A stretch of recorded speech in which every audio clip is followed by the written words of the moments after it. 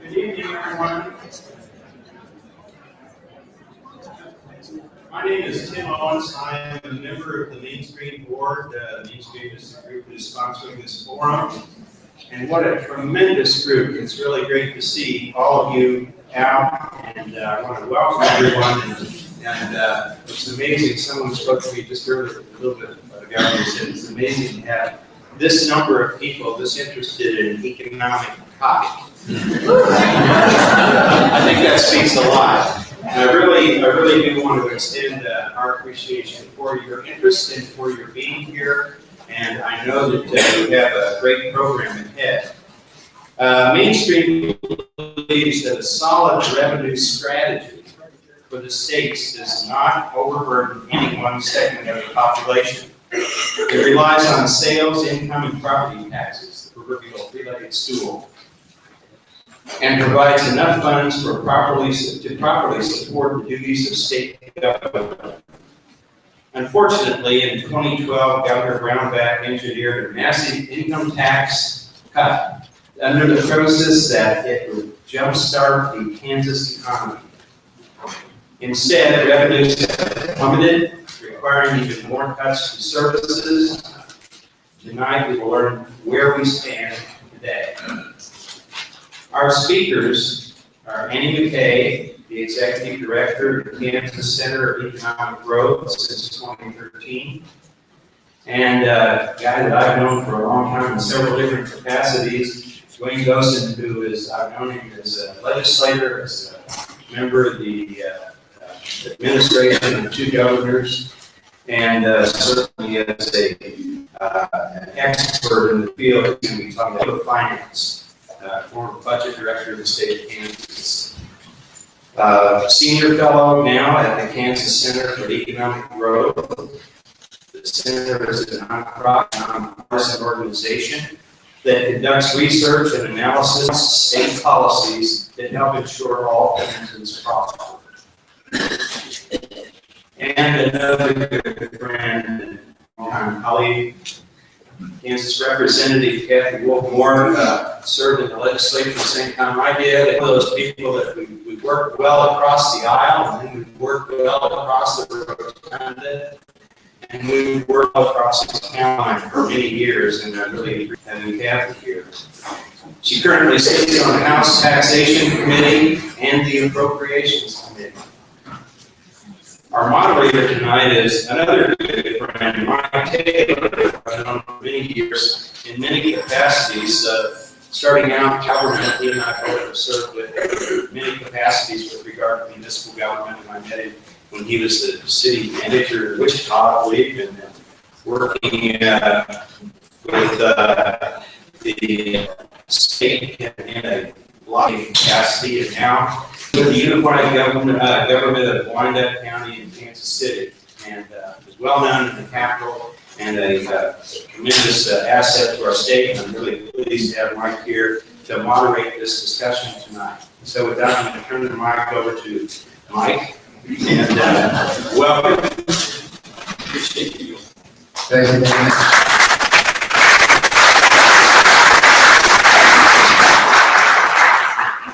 So,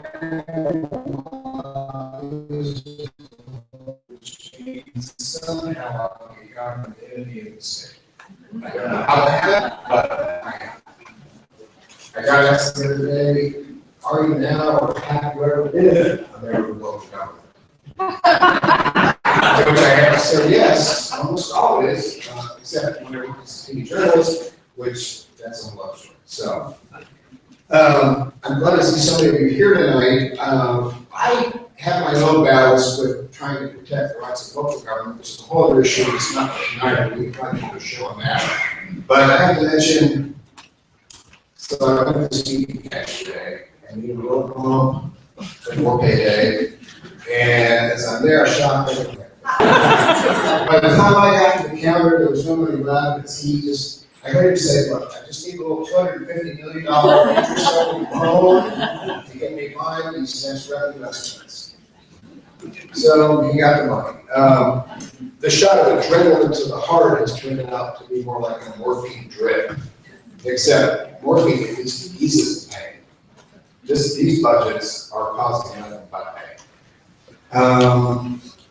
The state always going to have a big garage sale coming up. Garage sales to sell off the Kansas Science Authority piece by piece. So if you need some beakers or test tubes or something like that, I don't know if you can buy those. Their only go is $25 million. I did give the governor an idea for raising money. And it comes from the world of professional sports. I think we sell naming rights. Okay. So how about the Coke Industries Kansas State House? Or and within that, we can have Stevie Edge, Dome, and Rotunda. And we charge $20 for tours, only if you make $1,000 a year. The American State Prosperity Judicial Center. The Kansas Policy Institute for State Office Building, and the Kansas Realtors Association Docking Office Building. No one knows what to do with that building, but I'm thinking they're realtors. They can figure something out how to deal with that. The best one, though, we sell the whole turnpike. The NRA Kansas Turnpike. The cool thing about that is you can just hunt and target practice right now. Just carry your gun with you and shoot. All right, so we're going to turn this over. My role tonight is actually to take your questions, and when we get to that point, first we're going to have presentations from people that you know what we're talking about. And McKay and Duane. Amy, welcome. Thank you, sir. Appreciate it. I'm not nearly as funny as Mike is, so I'm glad we got that out of the way. I am the executive director at the Center for Economic Growth, and as mentioned earlier, we launched to promote balanced and responsible budget tax policy. Today, we find ourselves with no shortage of work, but one of the things I want to say is that we launched 3 years ago, mainstreaming groups who've reached been important to us since starting, as well as other groups like the League of Women Voters and Game On. And so we're fortunate to be amongst a lot of allied organizations fighting to turn the state around. As As two proud native Kansans, Duane and I have what may be the unenviable task of traveling the state and talk about. Feel good to do that. One of the things that we've seen is a greater uptake in the message, and I certainly think probably had somewhere better to be on a Thursday night. I've seen some of you so many times, I think we're probably close to finding enough people for a support group. But we're gonna start first with a picture, because we like to tell this, as you might know, familiar with lectures. And tomorrow is April Fool's Day, and Mike started this off with a lot of good jokes. The state of Kansas and our budget crisis is no laughing matter. And what we're going to do tonight is Duane's going to start off and give sort of a 30-minute review where we talk about what happened, where we're today, next is key takeaways. Left on all. We'll offer some comments and we'll do the next. First, we're going to start with this picture and translate it into actual numbers.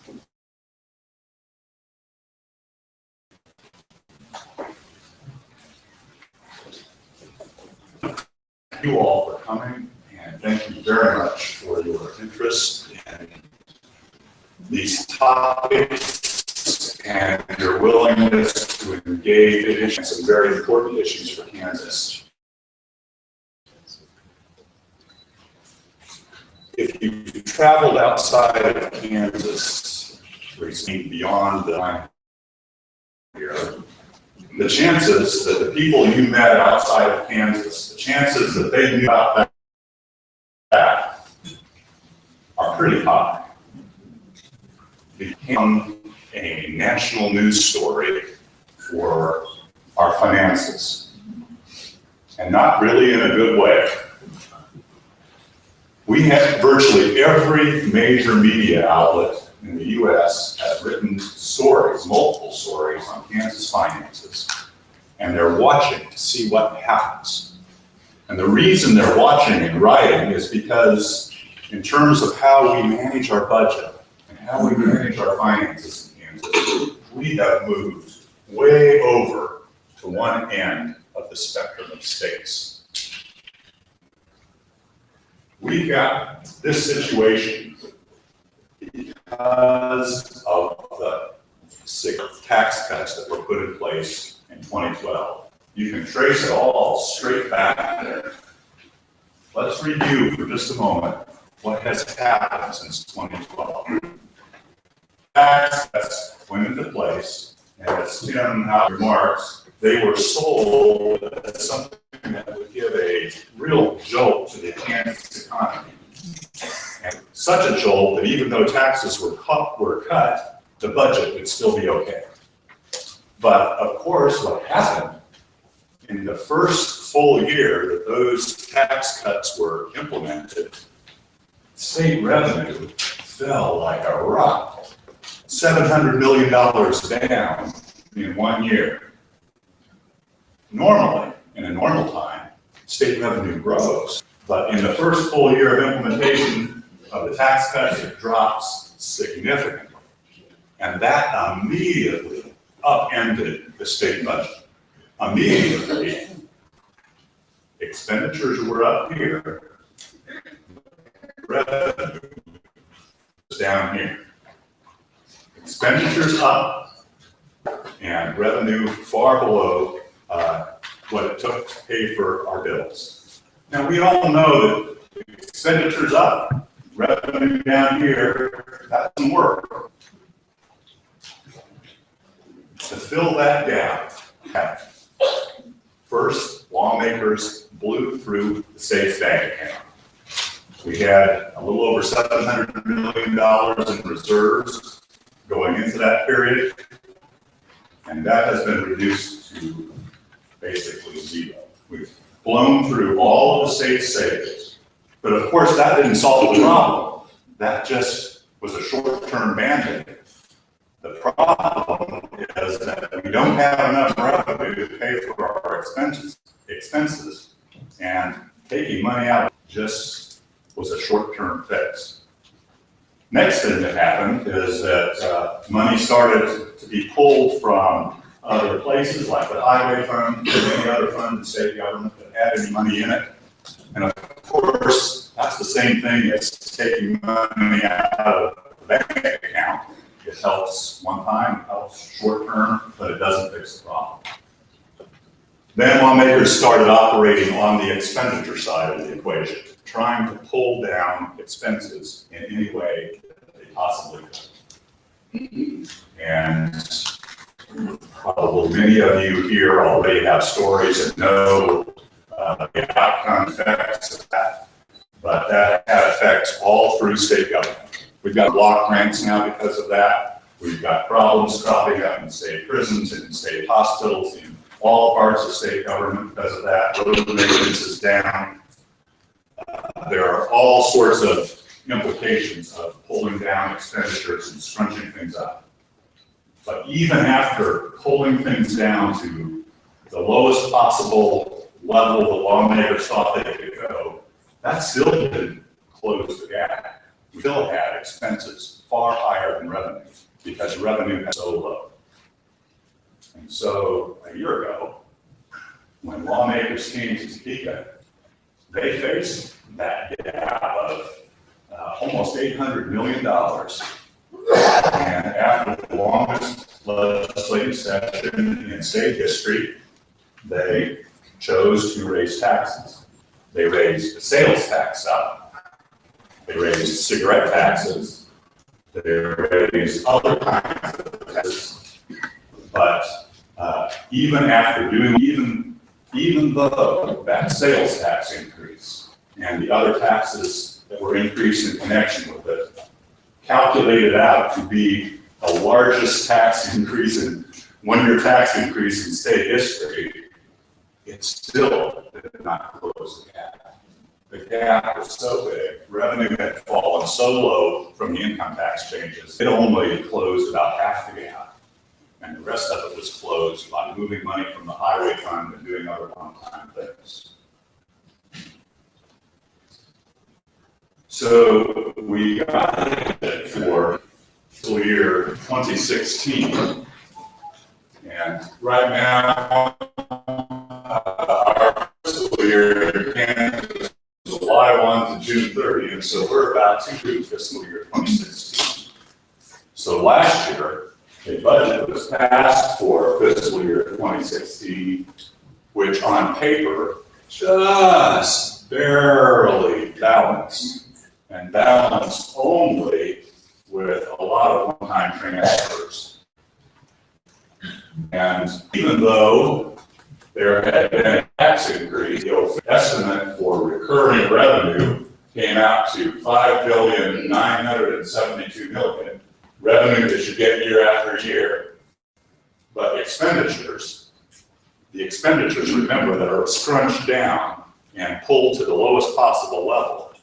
Expenditures that have been cut in all kinds of ways, including by sending some bills over to the highway fund to be paid.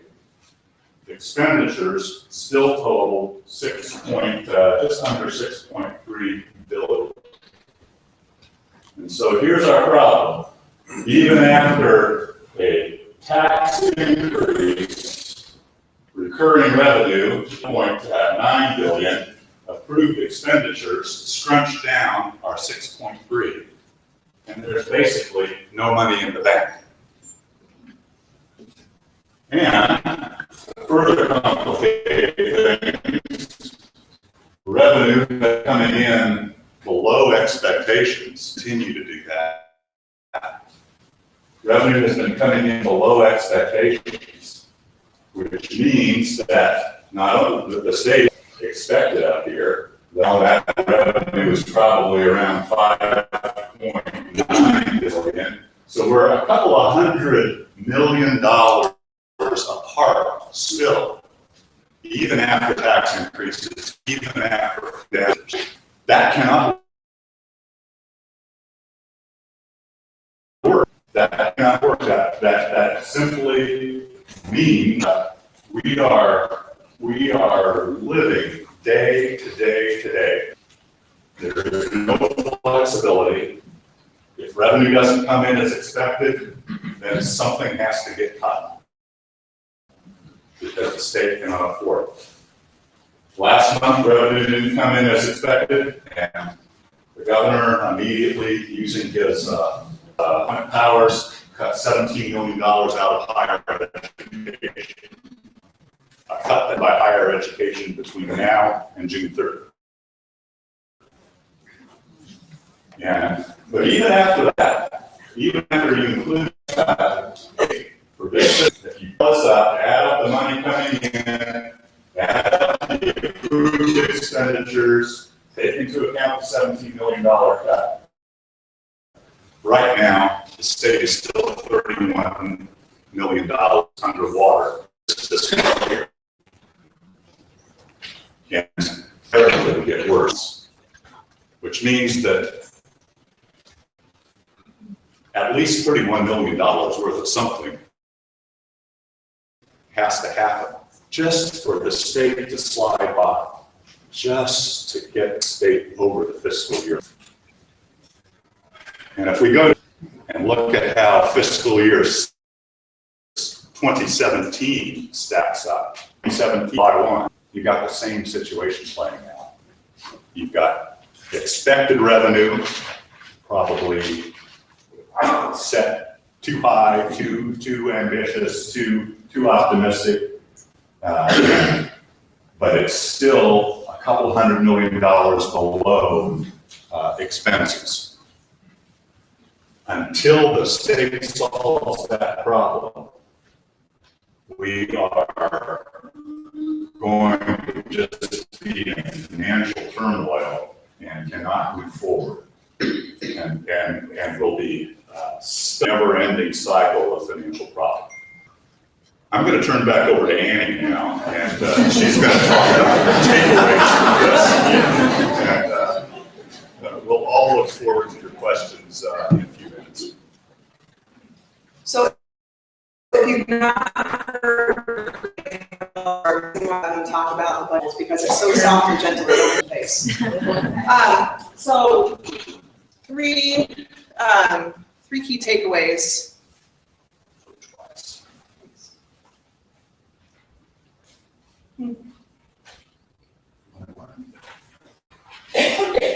There we go. So we're broke and it won't get better. I know that sounds obvious, but here's something that you need to understand. Duane mentioned that we're living day to day to day. What you need to know is that we still get 40% of our revenue from the income tax. To this day, right now, 40% of the money coming into the state's bank account comes from income tax. We have a policy goal to get to zero of that. We're zero, and we can't pay our bills right now. It's unfathomable to think how we get to the end of this policy goal and still have a state. As a proud public school product of Kansas, I know that when you cut taxes, it doesn't lead to revenue growth. Unfortunately, that's the premise of this tax plan. That's what we like to call in the office magic math. And the only thing that's going to lead to revenue growth in Kansas is that three-legged stool that was mentioned earlier. And that's the balance between property tax and sales tax and income tax. We had a plan that worked. The recession hit everybody. It didn't just hit Kansas. But what we know right now is that the revenue loss, we are an anomaly. When we look at the region's growth in revenue is just doubling up, tripling up on what we're doing. So if you know me, you'll know that I'm a huge sports fan. And earlier this month, I wrote a blog post about March Madness and revenues. And I did it in the theme of college basketball. So we aren't playing with a full team. It's well documented that 330,000 businesses are exempt from paying income tax. There's no other state in the country that's done this, and for good reason. It's not a model to grow the economy. It doesn't create new jobs. We've got the data from 2013 and 2014 on the businesses that benefited. And only, well, less than 1% of those 330,000 small businesses saw enough revenue from that break to create one job in 1 year.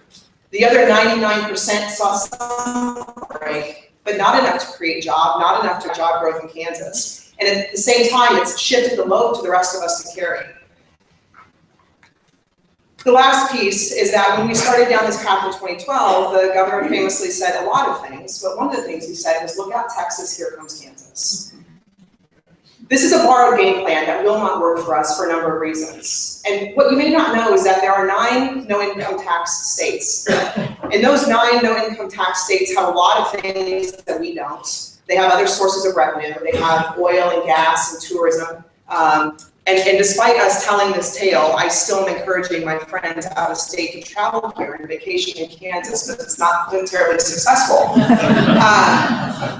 have revenue from other sources, but the other thing we need to understand is that per capita, their property and sales tax are also higher than Kansas's.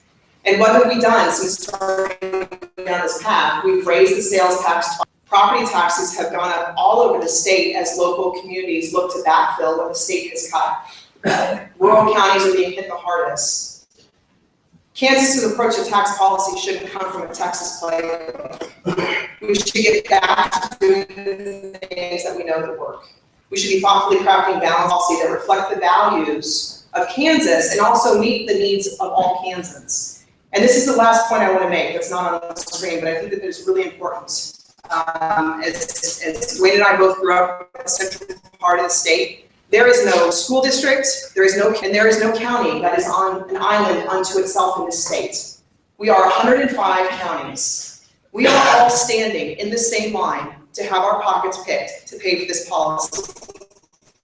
If you haven't felt it yet, believe me, you will by the time we get to 0. We have to stand together. We cannot sit here and say, well, we're okay. We have to look at our neighbors to the north and the east and the west and make sure everyone has their needs met. We have to work cooperatively to find a solution. It's like hitting a brick wall at 60 miles an hour, but I'm sure Representative Wolfe Moore has some more positive things to say.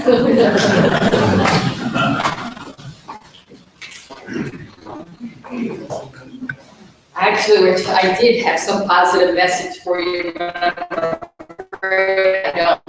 Before I start, I just wanted to take just one moment, because I know there's some other legislators in attendance, that the Kansas legislators will please stand. I would really appreciate.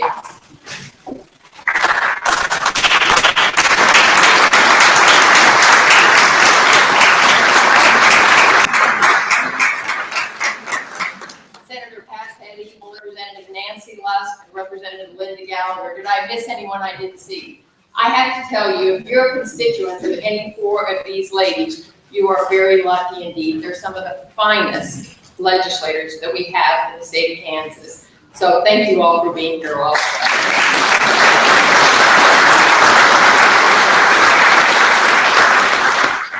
And we're a mixture of Democrats and Republicans among us, but we sort of erased that line, at least for this group. And I think that we need to do more of that going forward.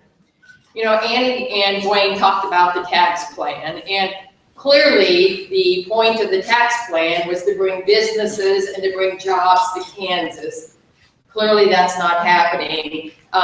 You know, we are among the lowest in the country at new jobs in Kansas.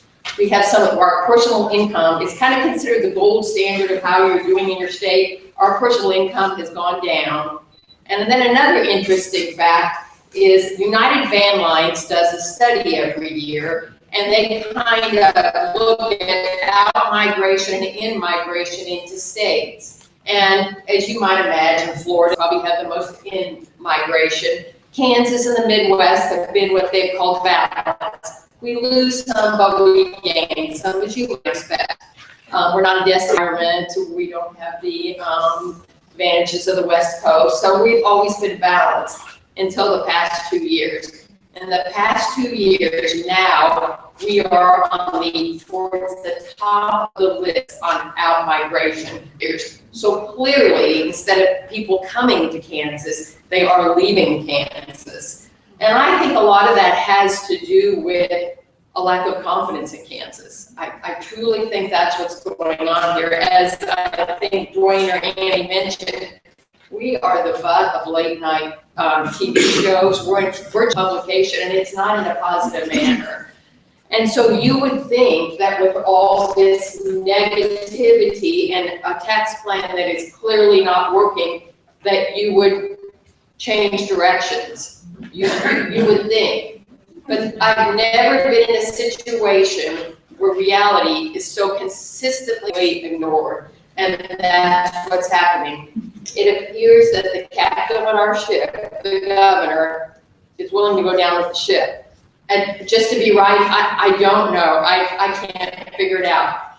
There's no shame in trying something. You know, I didn't think the tax plan would work in 2012. But there's no shame in trying something as long as you're willing to pivot and go a different direction. You know, a tax plan is sort of like, if you've ever run a business, it's kind of like a business plan. And no one can imagine in a business not being willing to change if you experience the bumps in the road.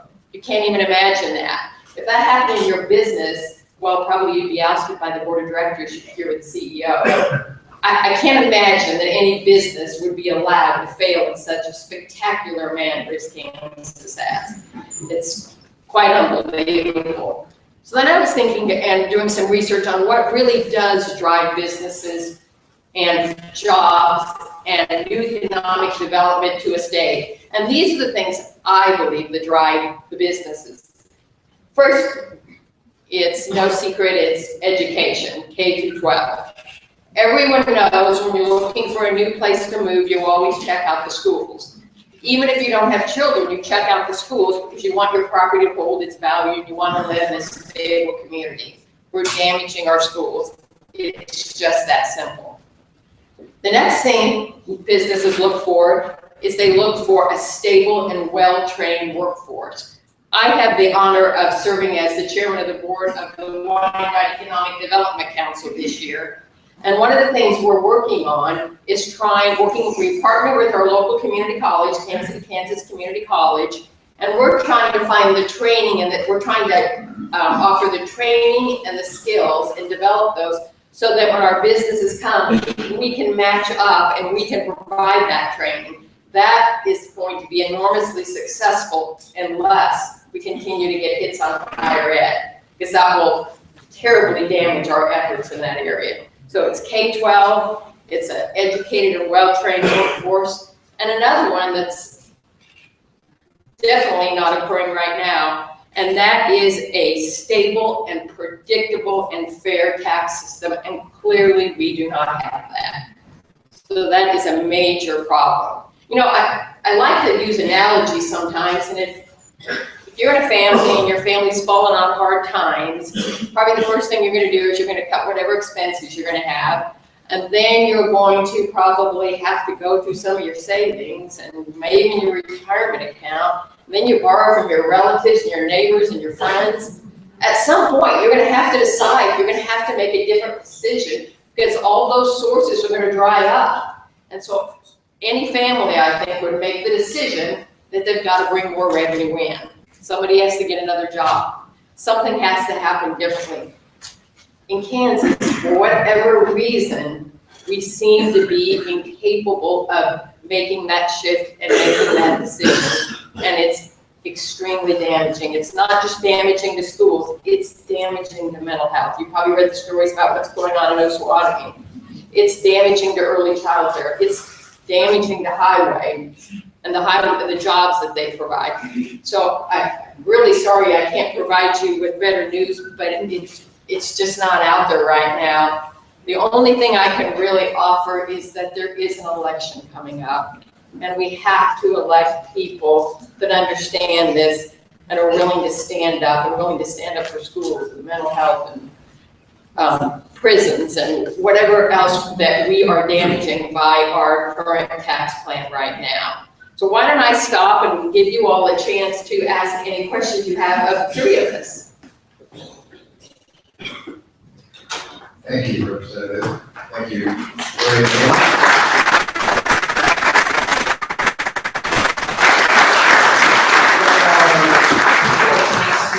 Note cards up and down the aisles. So if you have a question, please take one of the note cards and write those down, and that's how we're going to be handling this. So those will get past me, and I will then ask the questions of our panelists. So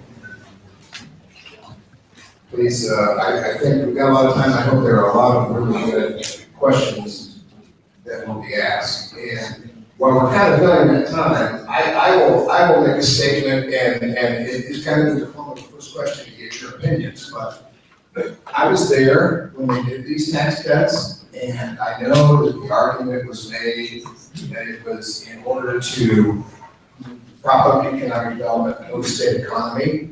I was convinced, and I may be too cynical, that a lot of these legislators voted for this tax cut because what's happening now is exactly what they wanted to happen. They wanted to cut government, they wanted to starve government, and they wanted to starve to the point that it couldn't serve the people, so you had to privatize everything. I'll just throw that out as a statement, and we have to address it, but Well, if they wanted to starve government, they've done so successfully, and we've starved it to the point, I think one of the representatives made this, where we cut to the point of inefficiency. I think Melissa Rooker said that once, and that really stuck with me. And I'll give you an example of that. In our Department of Revenue, it's been cut horribly, and here's what happened. Last year, we were sitting in tax committee, and we're trying to figure out where we are with our revenues, and it's in the middle of the cycle where income tax returns are coming in, and we're checks in the mail, and we won't be in such a bad situation. What we found out was because they had cut so many employees, there was a stack of envelopes that supposedly had checks in them for the state. They didn't have enough staff to open the checks. I mean, it's absolutely unbelievable. So that's the idea of starving government to the point where you're really very inefficient. thank you. Okay, first question. What arguments do legislators who are in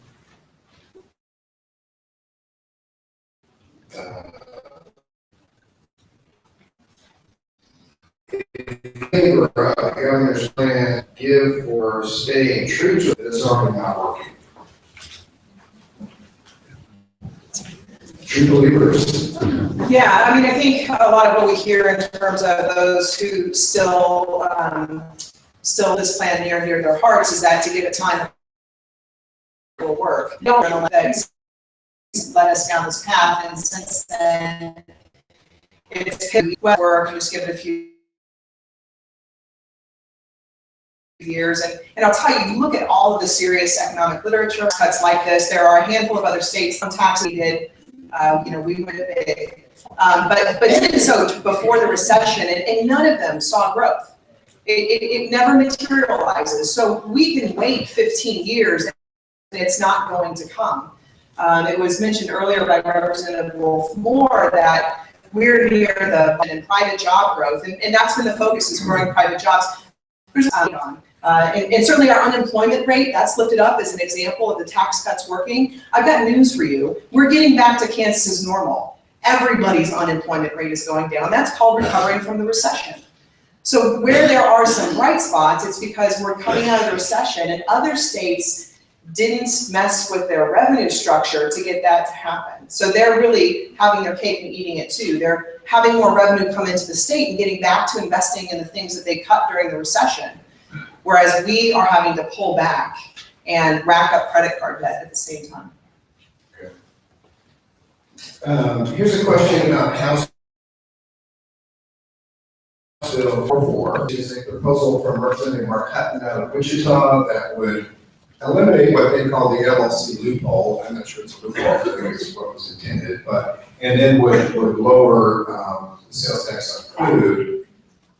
The question is, when they return in 4 weeks, they're supposed to discuss that. How likely do you think that any legislation to roll back these deductions will pass?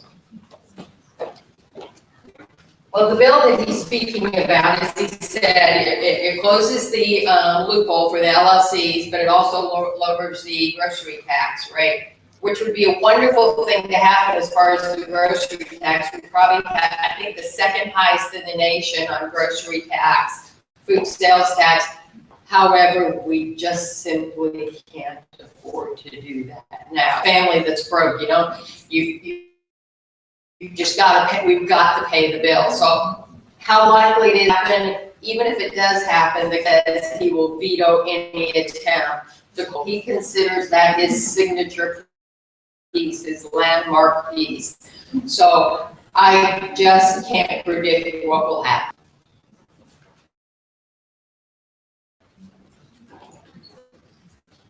And a couple of questions asked on the same thing. If we went back to the three-legged stool, how long would it take for the revenues to improve? Just a couple of that, and I'll turn that over to you. In Kansas, we often refer to something called the three-legged stool. With the three legs being tax and sales. And the thought behind that is that if you have one of those three legs of relative equal length, then you've got reasonably balanced tax structure that is fair and one that will work. But what has happened in Kansas now is that we've tried to kick out one of the legs or saw it off, the income tax leg. And one is that it put on the other legs. We have raised sales tax. We have put lots of pressure onto school property taxes if they can, in order to make up for lost state revenue. And that kind of thing will continue until we get back to a more balanced situation.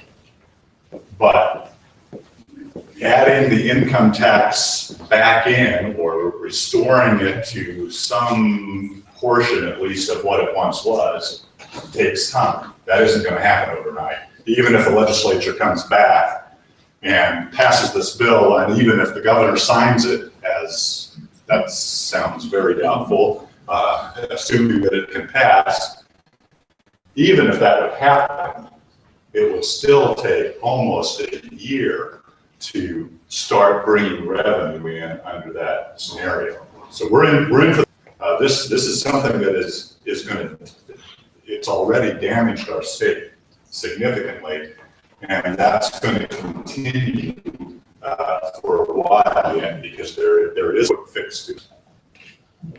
Okay, I want to ask you a question about also another bill that's out there, and get any take on this. Senate Bill 463, which basically a lot of special funds, sales tax going to KDOT, Children's Initiative Fund, and basically sweep it all into the general fund. And I've heard some legislators say that the reason to do that is they're tired of being accused of stealing money from these other funds. So just all goes into the Right, so Senate Bill 463, I think what was interesting was that when that came about, the main focus on that was around the Children's Initiative Fund. And if you're not familiar with the Children's Initiative Fund, it goes to support about $50 million a year to our early education system around the state. It's dedicated funds, and written in the statute in 1999. It comes after a settlement agreement with Big Tobacco. And Kansas, at the time that this came down in 1999, was pretty innovative, and one of the few states that locked it into statute the purpose for that money around early education. And so we've been sweeping off the top of the funds that come into the state, but we've still been able to manage about $50 million, give or take, early education. And this notion, I think, that Mike said, that they're tired of being accused of stealing it, so let's just put it in the state general fund where there's no more accountability. But the other thing I want to tell you about that around the CIF is that this payment is coming into the state in perpetuity. So long as people keep smoking, there's money that's going to come into the state from this agreement. And this is what we have designed to support our early ed system. If you look at our state general fund right now, we can't pay for K-12. How do you think we pay for early education? So moving that money is going to get immediately soon paying for these tax cuts. But there was a case that we understood that the governor and the budget director and others had meetings to learn more about selling off that revenue stream into the future for a lump sum of cash. We would get a lump sum right now, no future payments, to and anywhere between $400 and $700 million, depending on how much we secure. That's the sort of long-term idea here. The other piece to this bill, Senate Bill 463, was, or is rather, because it still sits there and they can work it when they come back from break, is that it would take $500 million from the highway fund, the same fund that we've been robbing blind. It would take $500 million of dedicated sales tax revenue and put it into the state general fund. It would cripple the T-Works plan. We've already done horrible things to roads, and that will cost us more in the future to repair. But that's the other big part of the plan. If we want to think about this, though, we can repair roads into the 3 or 4 times the cost. We don't get those chances back around early education or around K-12. Those are not things that we can repair into the future. The more we shortchange our education system, we are damaging the future of our states. So, good news.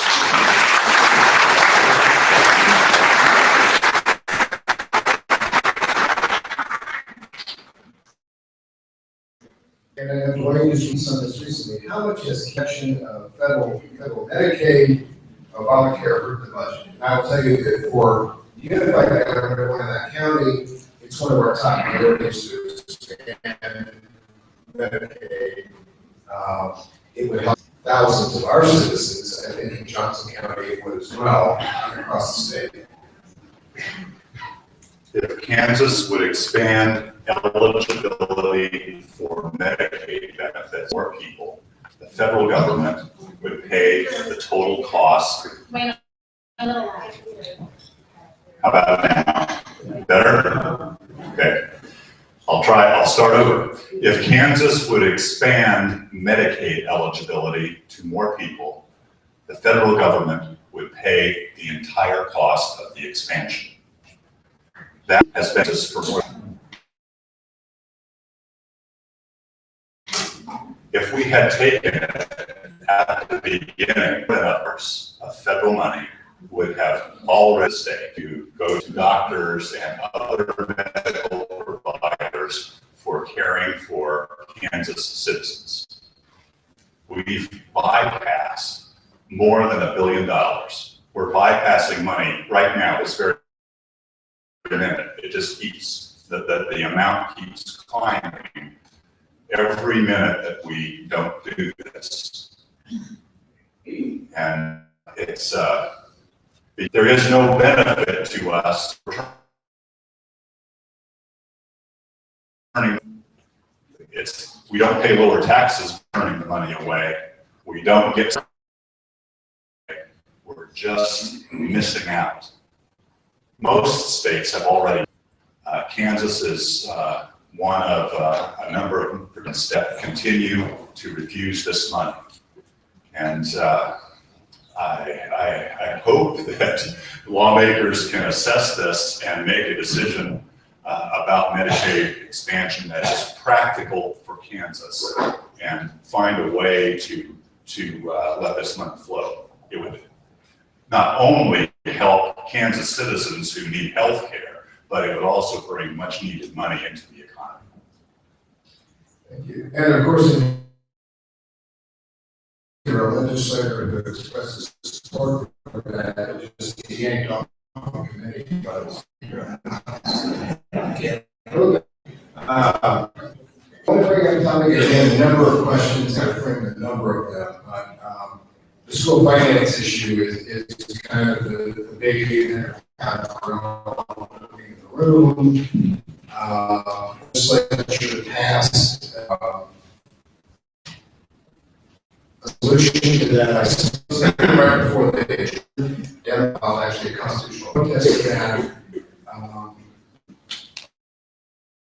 The question is really what do you think will happen when the court actually rules that it's not adequate. We're looking at 50 million minimum to hundreds of millions. There's no way to pay the bills the way they are, other than give new legislation that if the Supreme Court goes to impeach them. How do we solve this problem? Either one of these might want to chime in. So what we just passed, money in it all, is $2 million monies. So there's virtually no new money. What it did is that allowed some communities to to back it up with their own property tax. So for me, Kansas City, Kansas School District, that's going to be very difficult for us to do. So we were definitely not in favor of this. What will happen, I don't know. I can't imagine that this was enough of a solution. So, but I don't know. I would guess that they'll throw it right back to us. And when we go back, April 7th, that we'll have new planting. Who really knows at this point?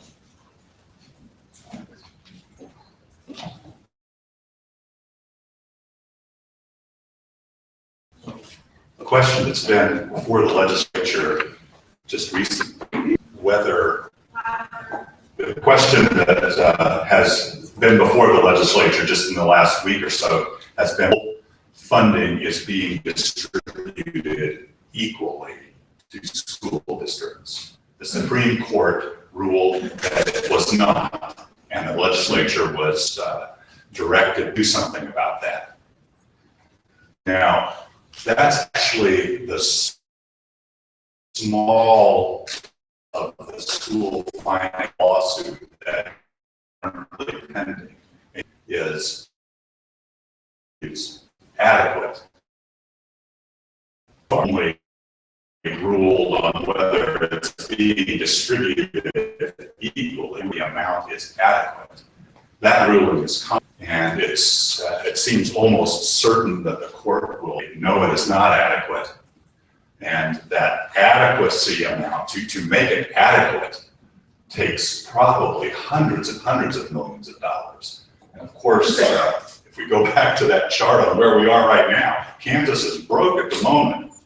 We cannot add in any spending in our current situation. In fact, we have to take away, we have to scrunch down further just to narrowly eke it out in this fiscal year. So it's going to be an interesting situation when that larger ruling actually comes. That probably will not come yet before this legislative session is over, but probably before the next one. You know, we went to the block grant and crafting a new formula. One of the things in education, I just want to make the point that we can craft formula, we can promise Kansas kids a pony, a computer, and a personal assistant. And we don't have the money to pay for it. Until we address tax policy, you have to understand this education habits. We address the underlying problem because we continue to sell from other places to pay, have the resource, meet all of the needs. So when we start talking about, we have to ask the question, as Duane just mentioned, we pay for it. We don't bring into the state. We have to start there. Everything that matters to everyone in this room around education and parks and safety and strong roads and healthy communities, the first place that starts.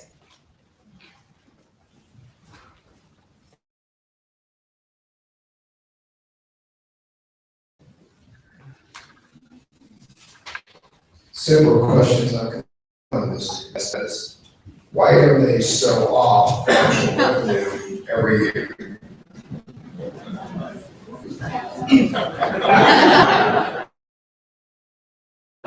I shouldn't have something to say about this, Mike. You know, the rest are here in April and November, and it's a group of folks since 1975.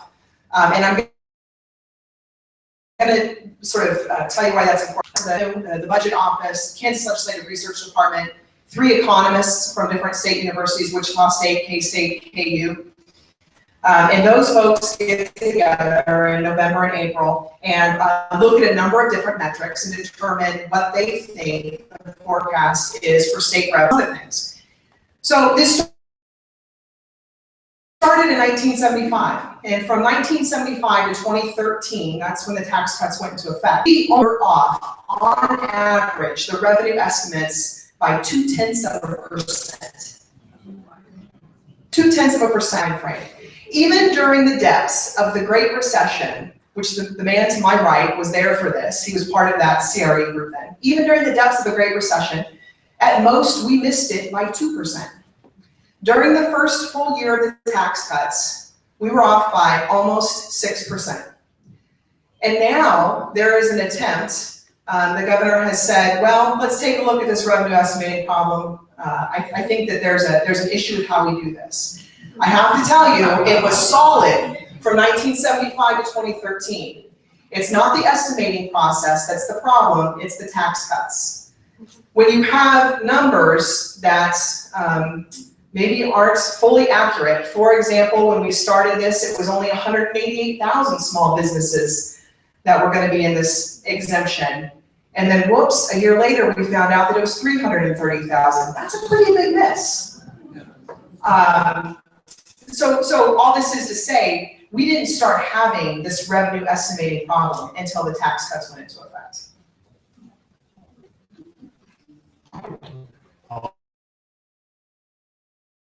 I'll just add on that.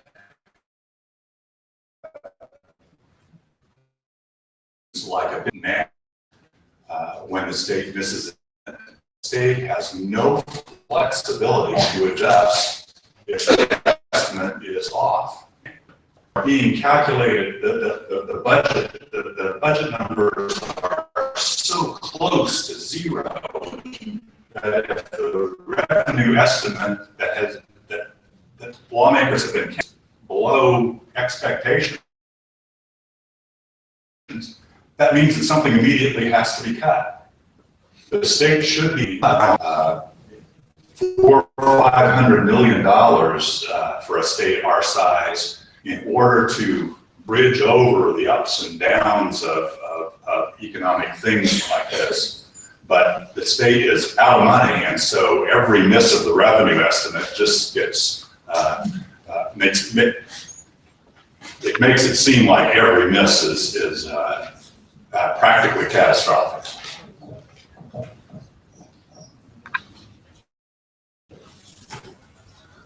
So again, several questions here. Additionally provided services, and I work for city and the county, so mental health services, community correction services are all things that counties are supposed to provide. And I will tell you from the perspective of local government, the legislature is still on line over the past decade. First of all, Wyandotte County, just as an example, if you go back 10 years and lose 18 of what was once reliable revenue that we could count on. So how do we make that up? Well, the property tax is about the only way. And now, because property taxes have been rising, the legislature decides to put an ill-planned, crazily not thought out, property tax lid on it. So we're battling that. So here's the question. What services should the state be providing? Do we need to evaluate it and say, all right, we shouldn't be providing mental health services in the state. Let's just privatize it all. The question here is, has anyone estimated the comparative cost of government providing those versus privatization?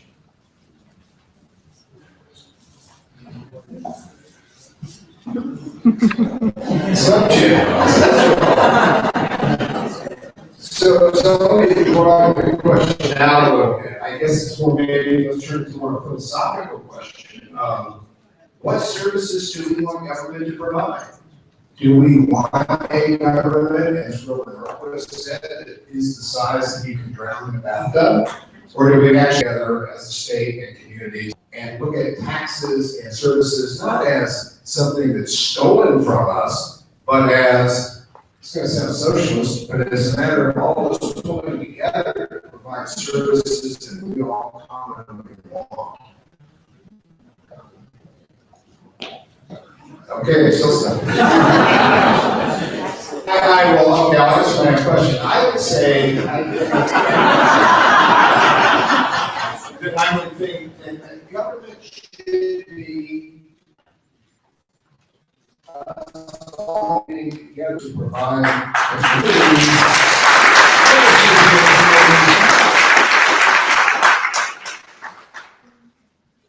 And a couple of points, because I'm sorry, some communities, small communities especially, can't afford to provide all those services for their citizens. When I think about this, and I think about the disaster that is Osawatomie, it's vitally important that we straighten that, because that is the safety for the state and the safety net for some of these smaller communities that can't provide those services. But I want to make a point on something else Mike brought up direction, and that is the tax lid. You know, that we passed a tax lid, it was last year, and it was so I hate to say going into effect in 2018. So this year, we're right now in the middle of an effort to move that up to 2. First of all, average person, a tax lid. What's not good about that? I don't want my property taxes to go up. Several things.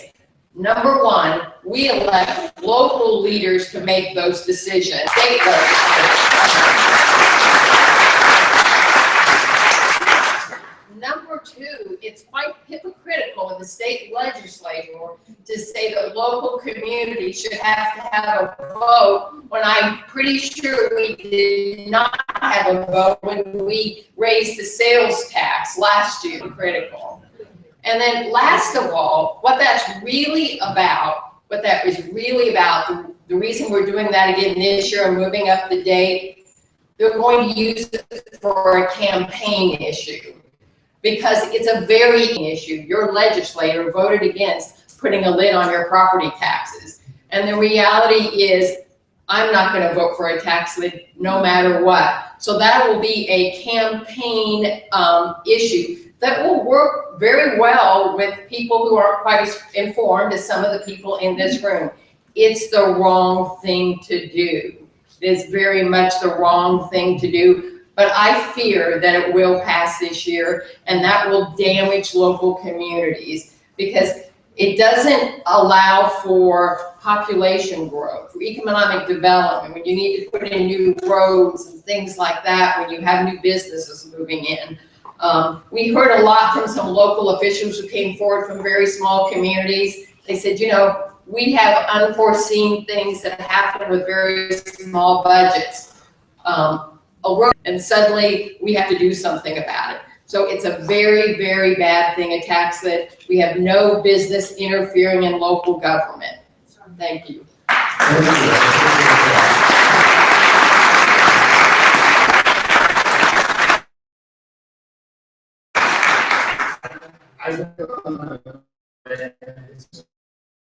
About local control and the Constitution, we're interceding member in local control. And so I made my speech recently from me. It wasn't 10 minutes later, the same committee, they took up a resolution reaffirming the 10th Amendment rights of states' rights in the United States Constitution, because the federal government was never in the state's business. Also, they have a constitutional convention or support that idea because the federal government is meddling too much. And I'm sitting there going, are you not hearing me? Did you not connect that there is a home rule amendment in the Kansas Constitution about local control? They don't get it. I don't know whether they're just being hypocritical or they just don't get it, but you're right. It's becoming a huge problem. I'm going to shift to a couple of questions. If there are any public employees in the room, they'll appreciate this. What is the chance the state will be able to make its delayed contributions capers with the 8% interest promise? This is a big issue because these are important counting on these retirements, and the state is now once again borrowing. It's a little bit like a drug addict. If you've ever done, you'll still tell your grandmother to get the money you need to get you fixed. So they're still remember that. call this chart right now. The state's 31 million underwater. Somehow, before the end of this fiscal year, in a couple of months, that's got to get solved. And that number actually tools that the governor has been given to potentially get the state out of fiscal year 2016 to get us by this deficit is to delay the last quarterly payment in the system. The state makes, as an employer, makes 4 quarterly payments. So in 15, the governor chooses to do that, the state would only make 3. And that means that in fiscal 2017, the year that begins on July 1, then the state would have to make 5. And one of those payments, the one that got missed in would have to be interest. Now, this fiscal year, yes, it gets you past June 30, everything worse in fiscal year 2017. So it's a short-term solution to the current trouble.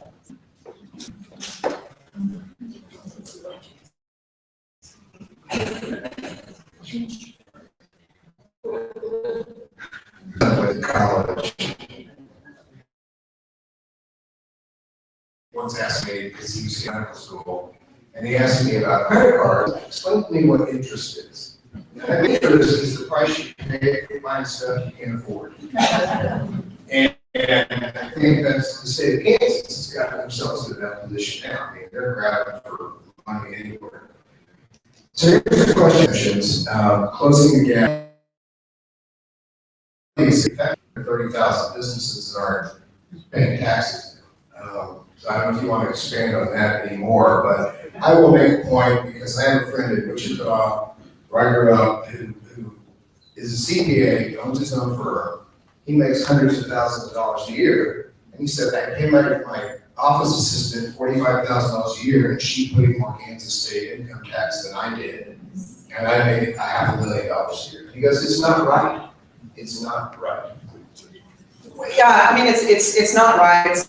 It's not a policy that's ever going to lead to economic growth of the state of Kansas. And I think if you've heard me talk before about the business exemption, it's quite a wide range of small businesses. And most of Kansas businesses are small businesses. They're not big C corporations.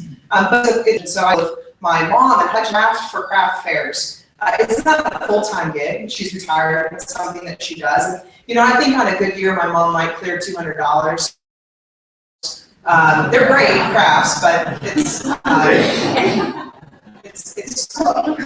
And so I saw maybe it was $2 or $3, and she didn't put my dad on payroll. She pocketed that $2 or $3. So not a job created, not invested back into the economy, not driving growth in Hutchinson. And you go all the way up to the other end of the spectrum, and if you're driving down the turnpike towards Wichita, which we do a lot, you're going to pass by Jayhawk Pipeline LLC. Or if you're on your way out to Dodge City, which again, we are out on the road a lot, you're going to pass by Coke Nitrogen LLC. And those are quite different size shops than my mom's craft operation. But that represents the spectrum of these 330,000 small businesses. And you heard me say earlier that less than 1% is enough to create just one job. The fact of the matter is, this policy to drive economic growth won't work for the state because the state is not one homogeneous economic zone. What works in Kansas is not the same thing that's going to work in Hutchinson or Colby or Wichita. You get the point. We could have done something with that roughly $250, $275 million a year that we're now giving away and not getting anything in return for. And the 330,000 businesses that are benefiting, not the boss. Anyone who has an attorney or good accountant they're going to ensure that their client knows how to reorganize. So I expect that 330,000 to continue to go up. And I have to just tell you one interesting thing that happened in our tax committee. We had a hearing on this bill. And so we had a lot of people come, and many of the people that actually benefiting from this right now heard something that I never expected to hear when I went to Topeka. Almost to a person, they came forward and they said, this isn't fair, close the loophole, I want to pay my share of taxes. I value schools, I value all the other services that this paid for. And so it was kind of an amazing thing that sort of restored a little bit of my confidence. But they, to a person, said, please close this loophole, I want to pay my share. And all of you done your taxes this year? Good for you. But one thing that you discuss is your deductions for your mortgage property taxes has been cut in half. Did you notice that? You used to claim 100% of that, but now you can only claim 50%. That in effect is a tax increase for a lot of folks, but it's going to be hidden so you don't realize it. Just waiting for that. Well, the itemized deductions like medical. I mean, you know, I mentioned that we all stand in line to pay for these tax cuts, and the paid for back in 2012 were things that helped low income people. We did a independent care credit that helped low and middle income folks. We did away with a property tax credit. We used to have a refundable credit. We did away with that. And not surprisingly, those things that help low income folks aren't going to plug a tax cut for the wealthiest in our state. And so we raised the sales tax then, and we've raised it and the elections, and we still can't pay for it. Your pockets will be picked clean to pay for this because we're not done yet. So talking about job creation, what was jobs a year create? We're falling behind, we gotta catch up. And there was just a big announcement this week about Amazon. There was a huge warehouse facility in southern Johnson County, 9,000 people. The question is, how much credit they're working for creating those jobs? Yeah, okay. Well, I will tell you, in Wyandotte County, we create 1,000 new jobs at the server complex. If you've been to the soccer stadium and out to the Legend, you can see those two beautiful 9-story office buildings. That was something that we did before Brownback was governor. But guess what? Those 4,000 new jobs didn't all come online until after he did it. The job creation is a huge problem. I mean, we're not creating the jobs. Yeah, I mean, we're not creating new jobs. I mean, that was certainly one of the aims of the policy. We're second to last in the region, whether you start this at the beginning of the tax changes or if we look just within the last year. Actually, within the last year, we have negative private job growth. But the other thing I want to talk about is just briefly the types of jobs we are creating. Because when we might not Texas has had a huge job boom after the recession. Those jobs were primarily low-wage jobs. And the fastest growing industries in Kansas are low-wage industries. They are jobs that are going to leave a family of 3 living in poverty. At the same time, we're raising and increasing fees. At the same time, we're eroding the social safety net. So this plan is certainly not going to help all Kansans get ahead. I have just tons of uplifting news right now.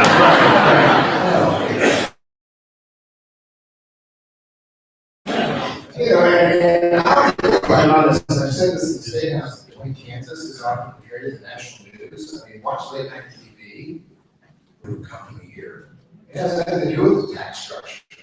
I mean, we in many ways, you know, the state a year ago shut down a chain of sex because they had paid their taxes, and they had an online auction, so.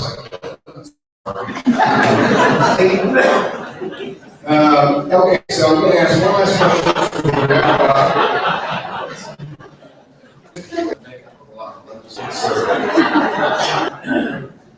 A final question as we begin to wrap up, Duane, your predictions, where would you like to see further cuts to government programs? What's your prediction if this situation doesn't get fixed and the revenues just keep sinking?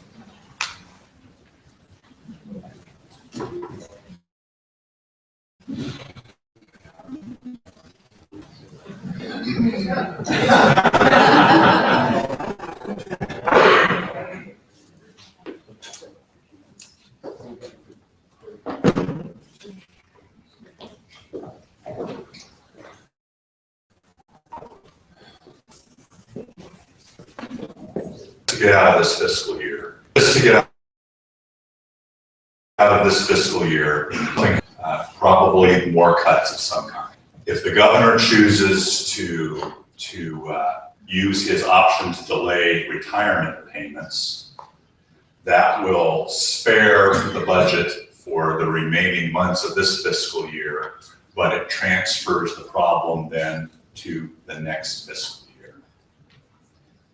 And the things that are most vulnerable are public schools, human service programs, and public safety, because that's what we spend our money on in the general fund. So as we scrunch down our expenditures and try to find ways to make this balance out, the things that are going to get hit are public education, human service programs, and public safety, because those are the basic things, those are the services that the state general fund provides. We really ought to be asking, if we're a state that's going to go forward, if we're going to progress, we ought to be asking future-oriented questions when we try to figure out our financial situation. We ought to be asking, how do we create really world-class schools? How do we keep graduates of Kansas universities in Kansas?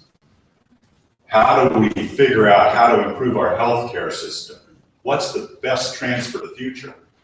Those are the kinds of questions that we ought to be asking. But instead, all of the political effort now, because of this situation, all of the political effort goes into figuring out how to cut back, how to downsize, how to scrunch down. There's no room for the future-oriented questions. Everything is aimed towards pulling back. And that's going to continue, and it's going to affect all these key programs, education, public safety, and human services. It's going to keep affecting us and pulling us down until we fix this situation and get our budget structurally balanced. The longer we wait, the states around us are just going to keep driving right on by us and developing faster than we. While we're held up in this holding pattern trying to figure out how to get smaller, other states around us are going right on past. I think another area that's going to get hit again, because, well, first of all, tomorrow the revenue estimates will be in for this month. We don't expect good news. In fact, we expect bad news. So you might watch your newspapers to see what's in those. What I think another area that's going to get hit is the highway program once again. And that hurts for two reasons. One, obviously highways and roads. But number two, it's the jobs. You know, that's sort of our way out of this mess, this job. So we're not going to have. And the other thing in regard to the highway program that happened this past year was that they lifted the cap on the amount of bonds they could go out, they could let. They got $400 million in bonds. And part of the reason it was stated that they needed this much is because they knew they were going to have to backfill the budget. But the really awful thing about that is for the next 10 years, they're going to pay interest only, no principal.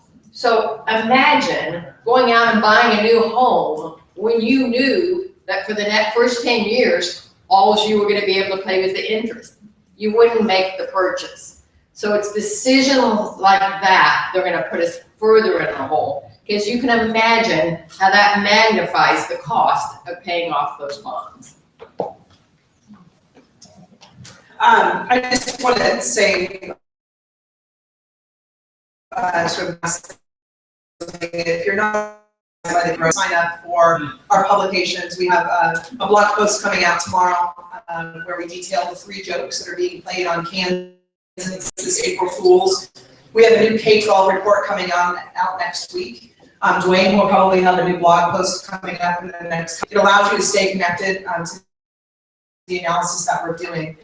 The other thing I think is, Duane and I have been talking to audiences in their boards, is if we're asking the question, what's the tipping point for this legislature or proponents of this plan or the governor, we're asking the wrong question. As Representative Wolfe Moore said earlier, this is someone that will go down with the ship. We need to ask, what's the tipping point for Kansans? And for all of your friends who aren't here tonight, take this information back to them. The reason why this was passed in 2012 was because we weren't fully informed, and it was a magical plan, as Duane often likes to talk about, a seductive plan. That if you cut income taxes, it would somehow work, revenue would come into the state. It doesn't work, we know that now, 3 years later. All of us are keenly aware of that.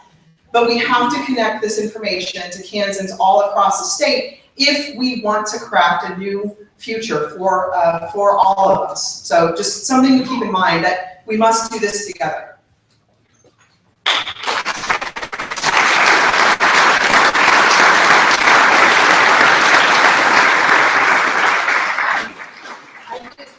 Thank you for your attendance here today. You can't imagine what it means to us as legislators to have this many people come out and understand and be so active in this. You know, what has to happen is that, you know, the old have solve it. Until we have enough legislators that say this tax plan isn't working, we're done solving it. So please spread the word to your neighbors and friends, and thank you so much.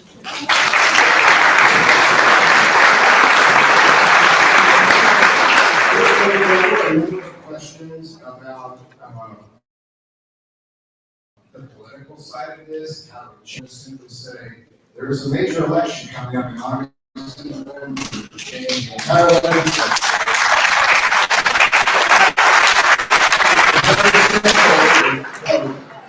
Now we're going to and Fisher, who is the executive director.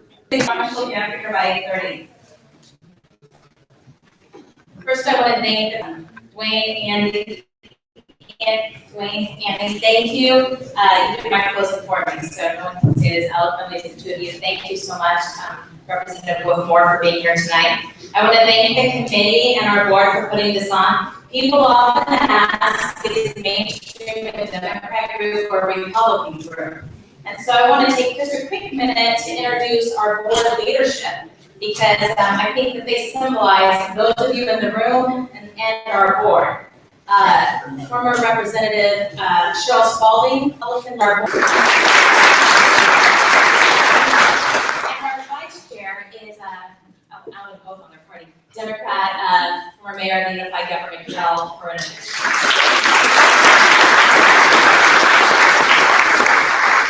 And then if I could ask the rest of our board to just quickly stand and be recognized along with the members of the committee and the volunteers.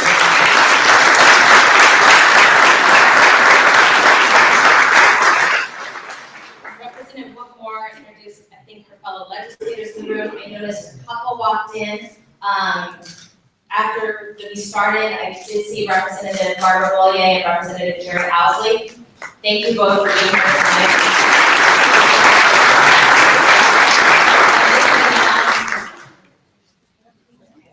So, a lot of questions came up, and I think we touched on it, but one of them I held because it was so perfectly written and it sounded like a dear Abby. But, and so I hope that the gentleman who gave it to me bring it in. He said, okay, I get this. I'm mad as hell and I can't take this anymore.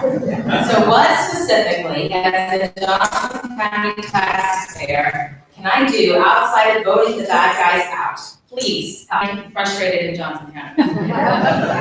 Or mad as hell, as he said. Well, this session is almost over. Hopefully it'll end a short session in May. And really, the only thing we can do is vote different people in to represent us next session. So our numbers grow and our partners' numbers are growing. The activism is growing. So I guess the first thing I'd say is, well, I mean, if you aren't represented by someone moderate, someone who's reflecting your values, run. But that's not for everybody, and we are very lucky that leading themselves forward, and those that are already incumbents running again, and those that are leaders in their community that are running to help turn the course of Kansas. So I'd like to just, if you'll take just a minute, introduce those in the room that have put their name forward to run for the Kansas Legislature. So if you can stand up with your, and I'm not going to take the mic around, but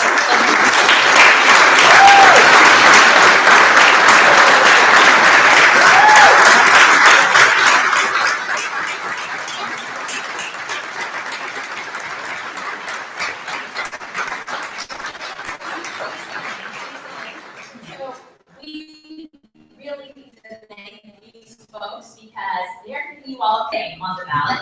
And if each of you can just up and very briefly the district you're in or who you're running against, we'll just quickly, and if you can speak louder, but we can start. I'm Christy Levin. I'm running in Miami County for the 6th House against Majority Leader Gene Baker.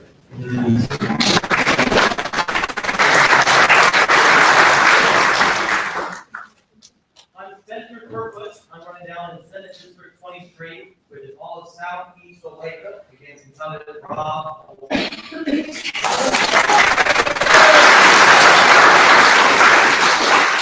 Brett Parker. I'm running in the 29th House District, the most anti-Brownback district of all our non-moderate representatives.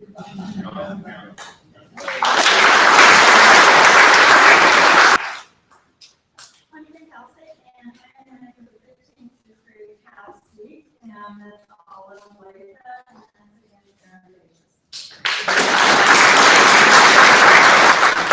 I'm John Scoobel. I'm running against Jeff Munger.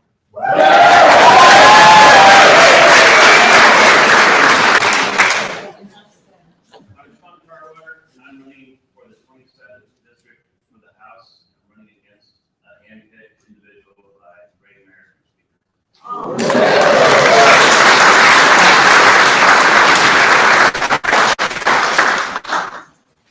I'm Christy Hyatt, and I'm running for Senate District 10 against Mary Wilson Cook.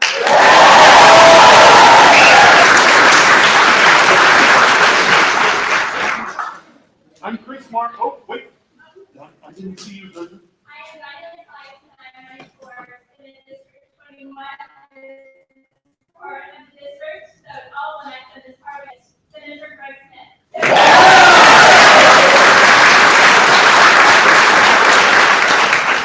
I'm Miss Campbell, I'm running in District 4, next on the way, and I'm running against Keith Esau.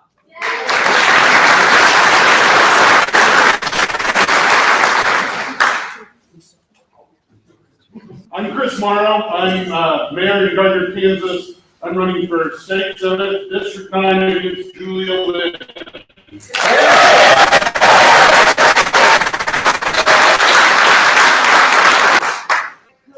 I'm running for District 28 against Jerry Lund. Fleetwood, Overland Park. Yep.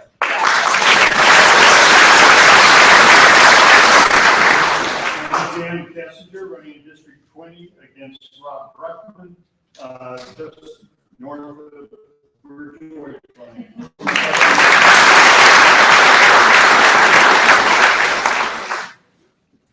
Thank you to all of you running. Thank you to our electeds who are here. Can I close with one thing? We have a bumper sticker and front says, "If you didn't vote, this is all your fault." So, take one of these on your way out. Use this as a conversation starter. And what I'd encourage you to do, and I have to, or my board member, former Senator Tim Owens will make a run on this mic because he reminded me 3 times. Make sure you know who your legislators are. Find out how they voted. And then find out if they didn't vote the way you want them to vote. Find out who's running and get involved.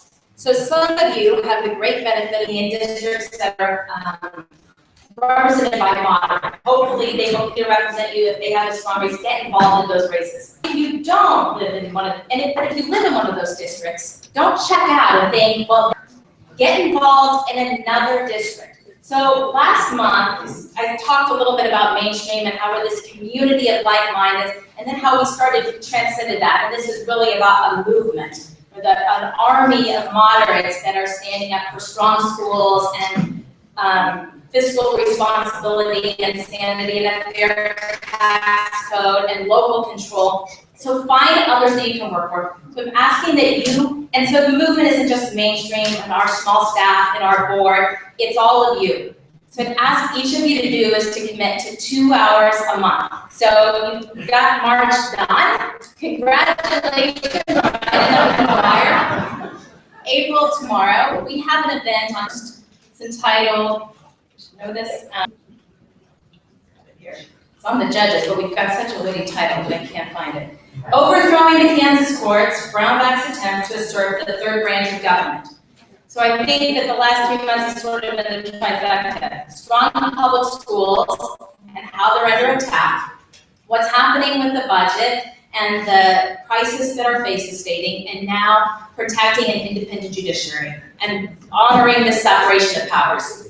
Come next month, the issue is so critical, we're right back here, and I challenge you each to bring one friend. Bring somebody that may be aware that something's going on, possibly get them informed, bring them next month so that they leave as mad as hell as the guy that wrote their comments.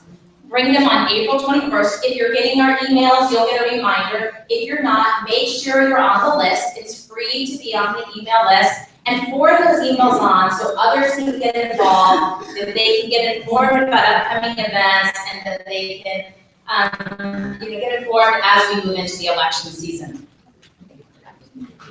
Take a minute, stay around. I'm sure that our elected officials will stay around, and I'm sure that the candidates will. Go up to one of them, introduce yourself, and commit to them to give your other half an hour for next month, or your 2 hours from May, to walk with them, make phone calls for them, consider making a donation to them, and then I wouldn't be doing my job if I didn't also encourage you to join mainstream and to consider making a gift tonight. So we said this last month, and I'm going to say it again, all the dollars that are at our forums, we're earmarking towards educational and advocacy in this upcoming election. So it costs 50 cents to send a postcard. Your $100 contribution tonight sends 200 postcards informing friends and neighbors about where our current elected stand and those that are running stand. So help us to educate others. Take a bumper sticker, use it as a conversation starter to spread the word about what's at stake in Kansas. Thank you so much for being here tonight and being part of our